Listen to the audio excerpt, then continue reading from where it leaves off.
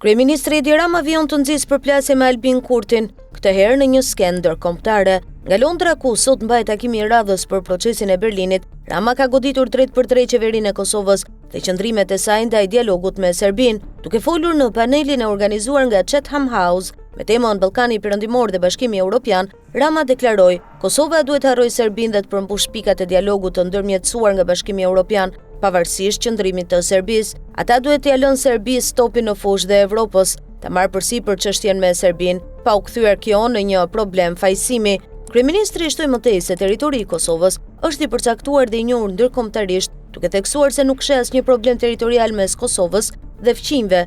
Kosova është një republikë e demokratike, e njohur nga fuqitë më të mëdha botërore, nuk shoh asnjë problem në këtë drejtim, tha ai, por për te kësaj gjuhë diplomatike, synimi ishte i qartë. Një mesazh i prerë për qeverinë Kurti në një moment delikat politik. Në Kosovë po afrohen zgjedhjet vendore të 2 nëntorit, ndërkohë që Kurti është nën presion për krijimin e qeverisë së re, i izoluar në raport me SBA-n dhe në përplasje të hapur me aleatët euroatlantik.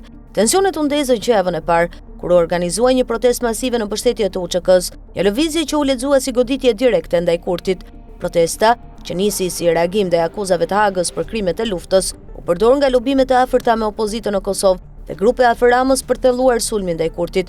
Pra duket qartë se sa herë Kurti është në vështirësi, Rama kërkon t'i jap dorën e fundit për ta hedhur në umner.